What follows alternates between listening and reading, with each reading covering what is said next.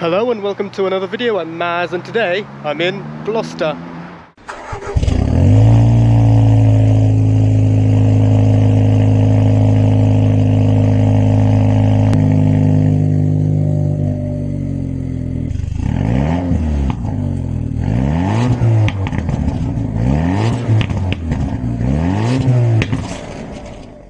And in today's video I'll be trying out this Mercedes S55 AMG W220.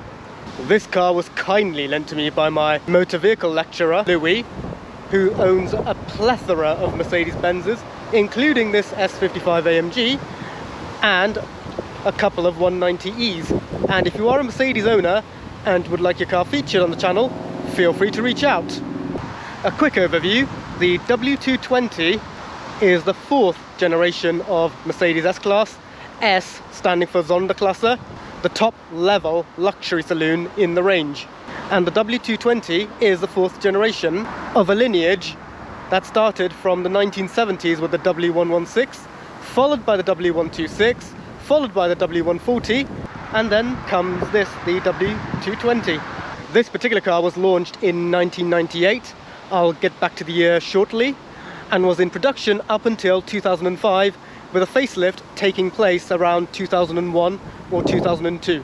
The best way to distinguish a facelift car is that on the tail lights, the pre-facelift will have 2 stripes, but the facelift will have 4. There is also a coupe variant of this car known as the CL W215, or should that be C215 since the coupe.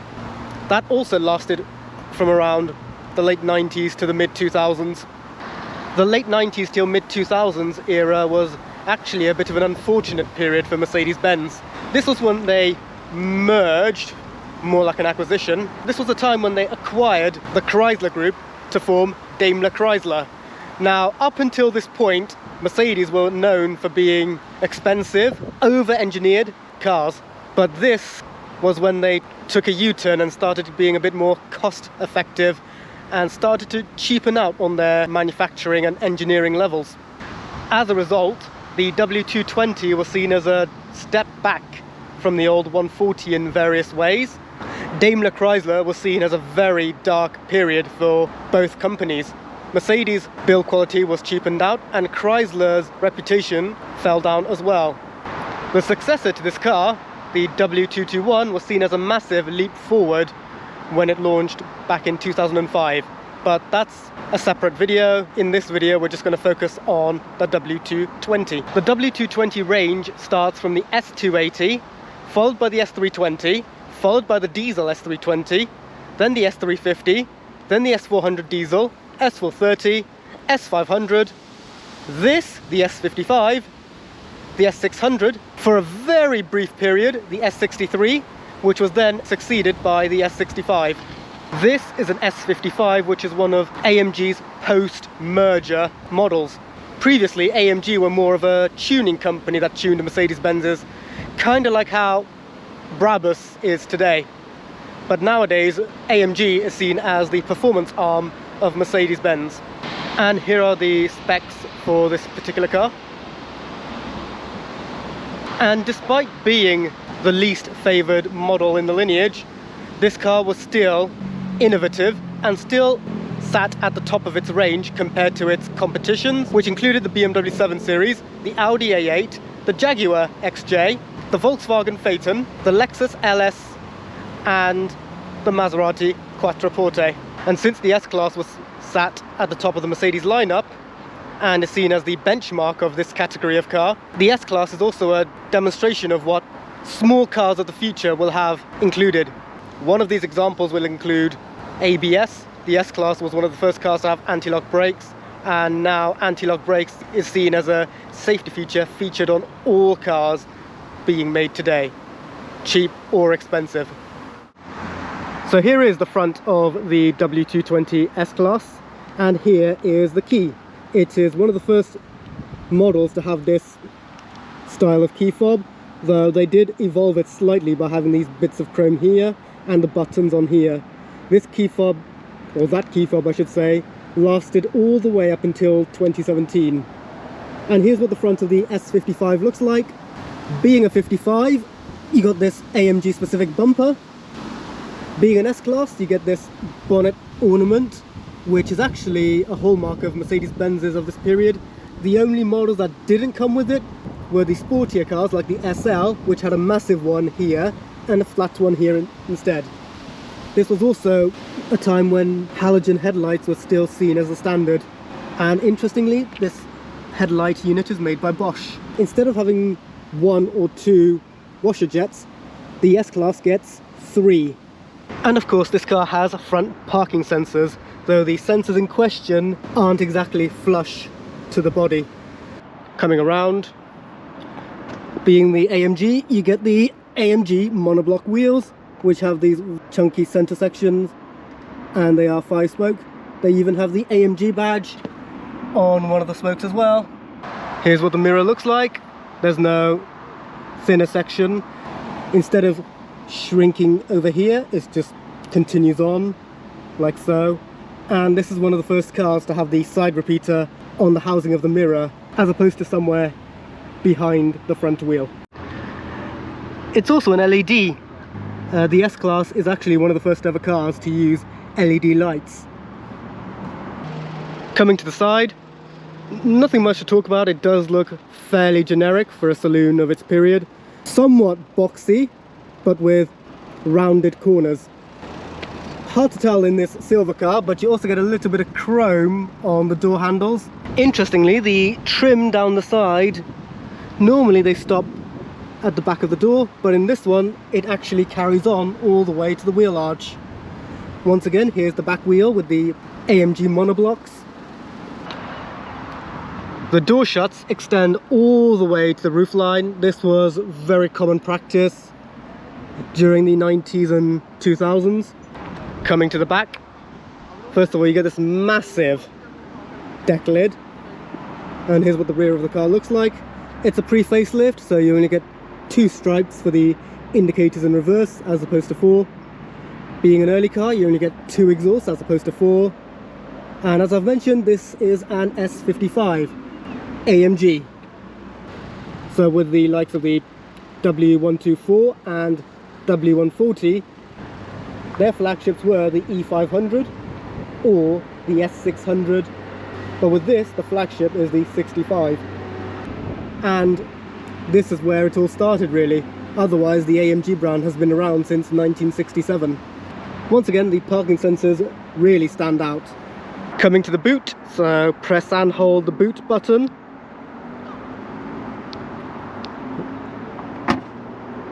And the boot pops open. Open that up. One thing I forgot to mention, you get a bit of chrome here as well. And this opens all the way. It is hydraulic. First thing that stands out is this warning triangle. It is a German car, so it is mandated for these cars to have a warning triangle, at least over in Germany. Here's how much space you get. One of the benefits of this very long deck lid is that you can have a traditional saloon boot and still have a wide opening. So if you have a big box that has to stay upright, it's much easier to fit it in this as opposed to the traditional letter boxes you get in other saloon boots. Unfortunately, the seats don't fold flat, and there's nothing much in the boot in terms of storage cubbies. Actually, there is this Velcro here, but that's about it. You do get a Mercedes branded handle to lift the mat to reveal not only a full-size spare wheel, but also the toolkit, the CD changer, and the battery. On the later cars there would be a button here to close the boot, but in this you just get a handle, which is a handful to close. Very heavy as well.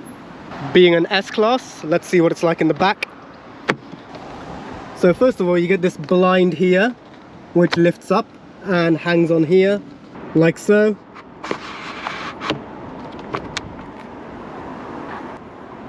It also covers the quarter window here as well.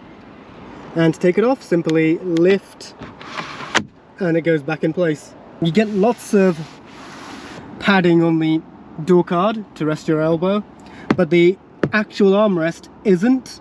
This was from a time when chrome door handles were seen as a luxury item, and of course you get a little bit of wood in here. If I press this section here, comes an ashtray. So you got the tray here and a lighter here, and then to close it, simply do that. You also get electric windows and some carpeting on the door pockets so it doesn't rattle in place. Sat inside now, this is how much headroom I have. Knee room is brilliant. The legroom does fall a bit short. So that being said, I'm sure I would say the same things about this car's rivals from this period. For the rear seat passengers, there's even a screen here, which also has its own headphone connectivity. The center vents are down here, and you also get a little slot here. But you also get this vent here.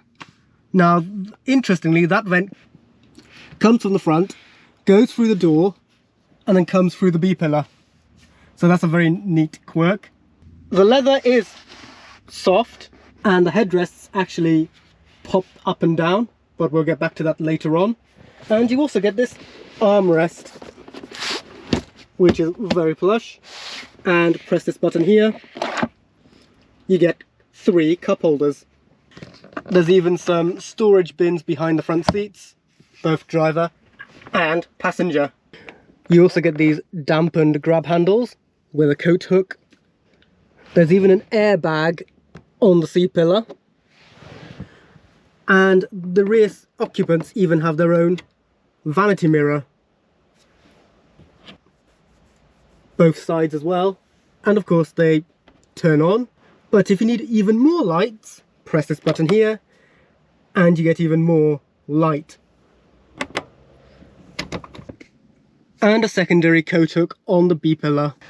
You even get airbags on the doors as well. Coming to the business end right now. Now before I open the door, before we look inside, I just forgot to mention this car has soft closed doors.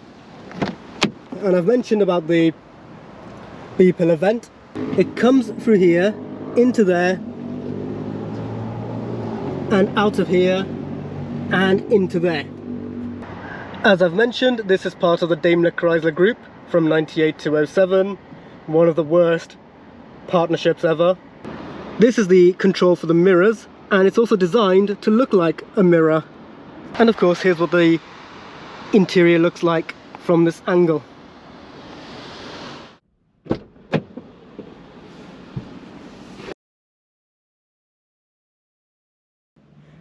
Now, sat in the driver's seat, things do get a bit more interesting.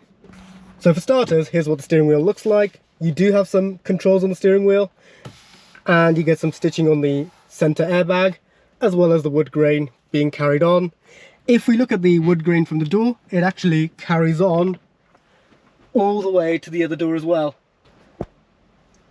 Interestingly, you also got this switch here to call Mercedes directly, and then the other one is for the cruise control. Normally there would be the wiper switch here.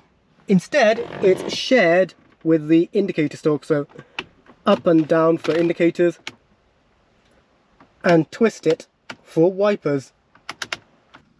Of course you have a passenger airbag, but press this button here. Instead of having a glove box, you have a DVD player. And they even carpeted the underside of where the glove box would have been as well. There's even a net here on the passenger footwell. Here's where the mandated first aid kit would be. Like so.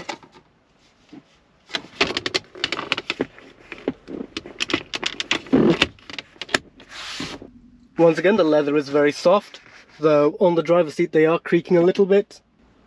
And even the B-pillar is carpeted. This car only uses an automatic.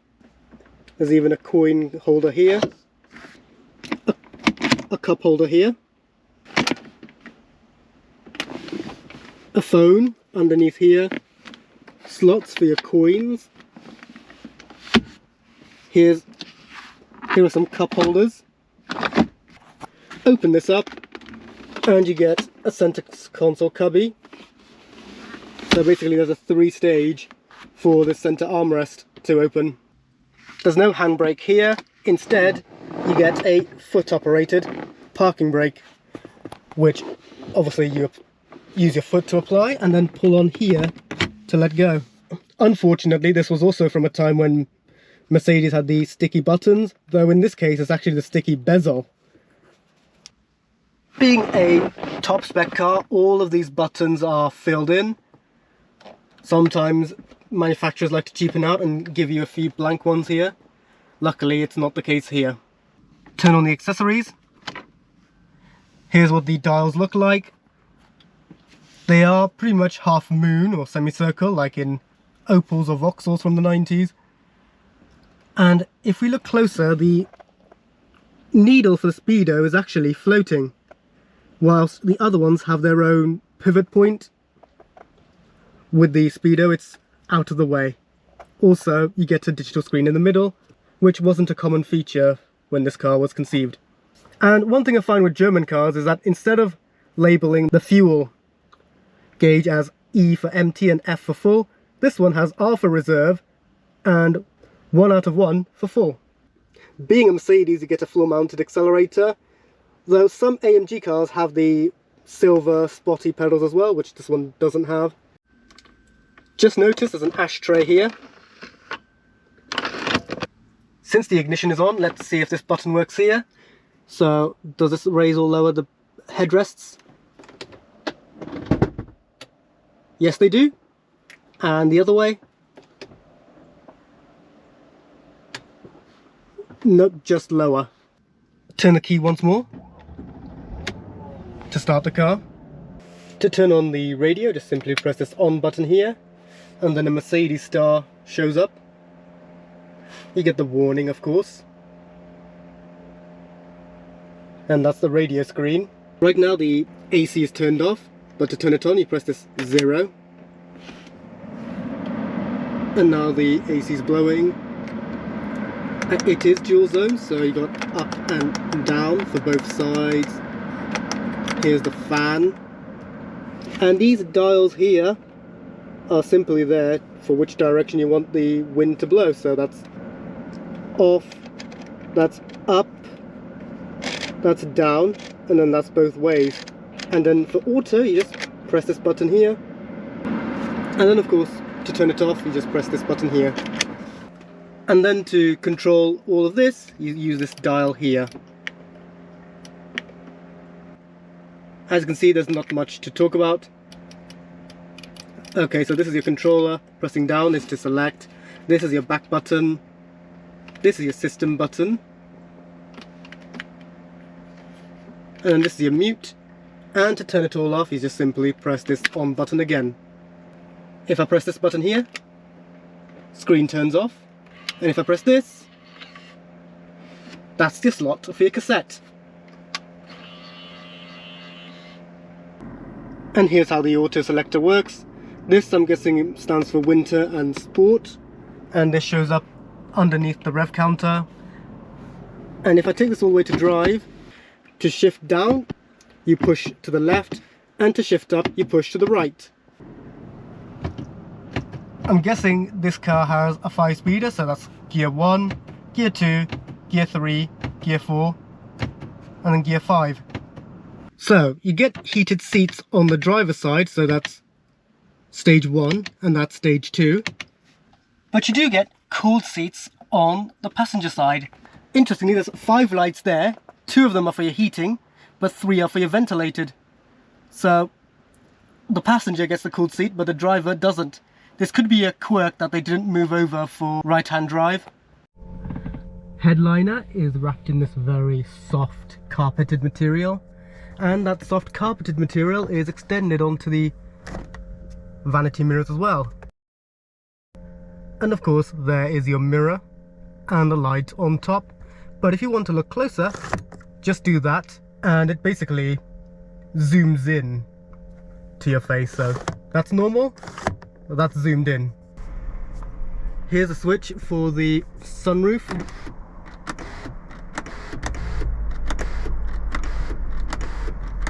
Like so. That's it in its tilt form. that's flat.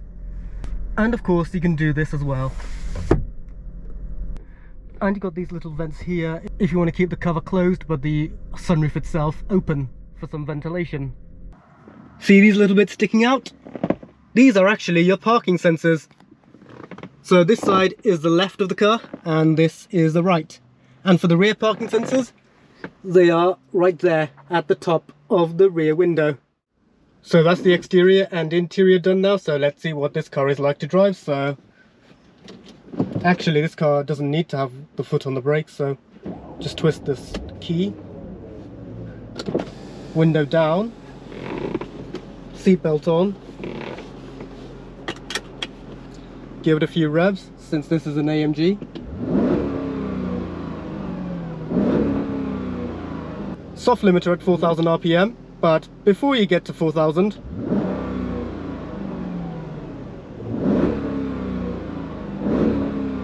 it does sound very muscle car like. Window back up, into drive, and off we go.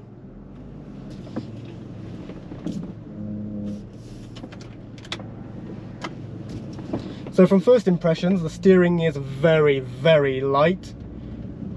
So light I can probably do it, I can just drive with one finger. Being an S-Class, that's sort of its forte. It's also its forte if you're in a very tight car park. Steering is absolutely effortless. Though that being said, I wouldn't say the steering is sloppy, that's for sure.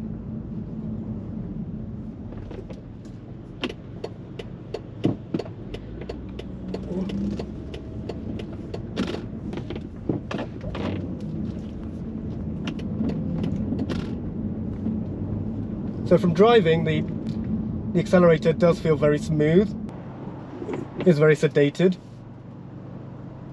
I do feel the sense of power when putting my foot all the way down, but the pedal travel, I'd say,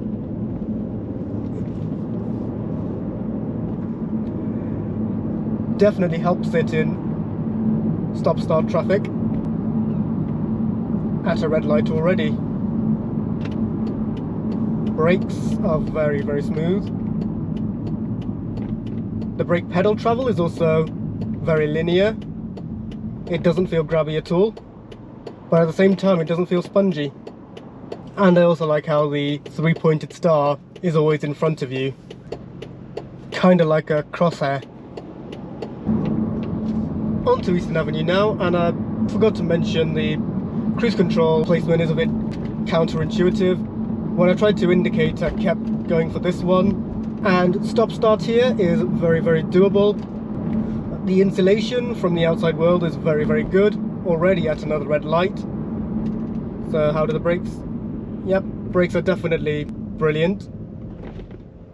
I mean, I'm sure they're going to be responsive the moment I actually put my foot all the way down, but in terms of stop-start traffic, I know I'm repeating myself, it's very smooth. And off we go. At cruising speeds, this car easily sticks between 1 and 2,000 RPM. It doesn't feel the need to go over 2,000 RPM. And inside, the engine is absolutely inaudible. It's almost like sitting in a library. Just only the faintest of wind noises comes into the cabin. On a roundabout, how does this car maneuver? Maneuvers very well. And how does this car cope with speed bumps? The ride is absolutely brilliant. Again, this car is often referred to as a downgrade from the W220, but from where I'm sat, I can't really complain about this car at all. Maybe the looks, but looks aside, there's nothing much else really. A few crashes through the undulations, but this is a 55, so the ride is definitely going to be stiffer than an S320 without the AMG monoblocks.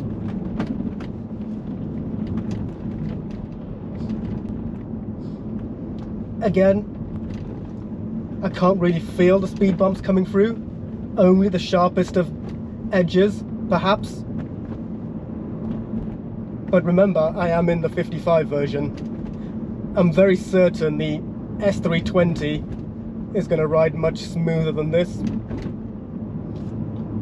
especially when most S320s I see on the road have very, very tiny wheels, which do improve comfort, but it is to the detriment of looks.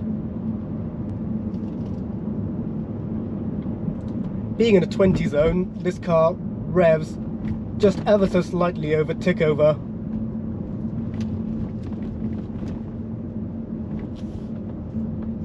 Overall, I cannot fault the way this car drives at all through speed bumps. Approaching the city centre right now. Fairly busy today, but driving around in this S-Class, I still feel relaxed. If this were to be any other car, I would probably be in a slight rush. Maneuverability, there's a badly parked car, so yeah. City maneuverability, it is absolutely tolerable. It is worth mentioning that the steering is on the sloppier side, but it's not a major issue. The dead zone is very, very minimal for this category. Again, this is what S-Class drivers or chauffeurs prefer. Compared to the XJ that I drove, which I can't really compare at all because it's much newer, the steering in that did feel a lot sportier, but that was not really to the detriment of comfort at all. So it is possible to make a comfortable orientated car feel sporty, but I think Jaguar are the only one who can do that very well. Potentially BMW with the 7 Series, but I've yet to drive a 7 Series. And if you are a 7 Series owner, any generation, and you'd like your car featured, feel free to reach out. Another tight right-hander. Yep, managed to do that very well. So overall, city driving, I would say this car does very well. It does well in this city at least, Gloucester, though I don't think the centre of London would be suitable for this car, but again, not all cities are London. Body roll, there was no body roll at all. The bolsters in this car are very, very strong, and interestingly, the lower bolsters, they extend almost all the way to the shoulder point, so shoulder supports weren't really needed at all. So one last thing to check, see what it's like on the open road. So on the roundabout right now, again, steering isn't sharp. Body roll is now starting to show up, but I'm thankful for those thick bolsters. Too much traffic in the way, so I can't really put my foot down just yet. Okay, it's freeing up.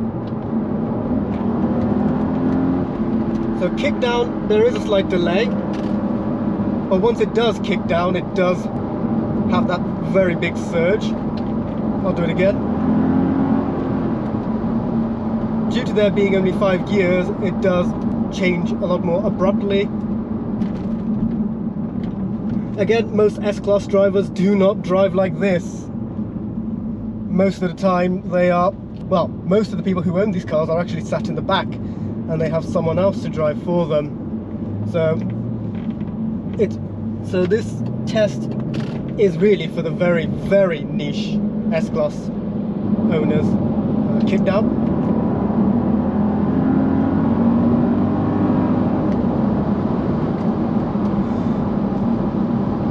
You can tell this era of AMG was way more muscle car like. It definitely has a Jekyll and Hyde character, but unlike a BMW, not a comparable car, but the M5, that Jekyll and Hyde is way more transitional and a lot smoother, even with the M2. But in this, the character is very two-stage. It's either one or the other. There's no in between. I'll do another kick down. Yeah, this thing's Yeah, this thing flies down the national speed limit. So let's do a U-turn and see what it's like in manual mode. On the roundabout now, doing a U-turn. Again, thankful for those really big bolsters. It's only at this roundabout do I feel like I need wing back seats. In we go. 3, 2, 1, and kick down. Actually, let's see what manual's like. Okay, it really flies in manual mode.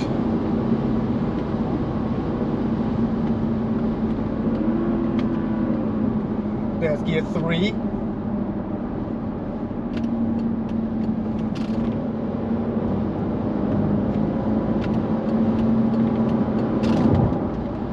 Okay, so gear 2. Okay, there is a slight delay to change down and to change up. I think there's like a second there. But due to the fact that this is a traditional automatic and a luxury car first, it still feels the need to change by itself. There is no strict manual mode in this car. But I am definitely having fun, despite this not at all being the intended use for this exact car. It's got to be the AMG part that's making it fun to drive. And I forgot to mention, at 70, it's still very quiet. Despite being a 5-speeder, this car is only revving at 2000 RPM. Well, just a smidge over. And this is coming from a 5-speeder.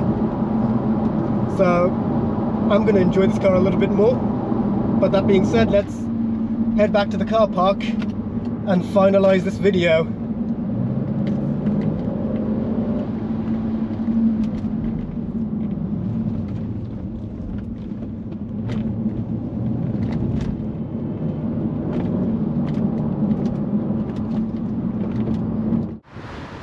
So that's it for today's video. I hope you enjoyed watching me try out this Mercedes S55 AMG W220. Like the video if you enjoyed it, subscribe if you are new, ring the bell to stay up to speed, and I'll see you guys next time. Cheers!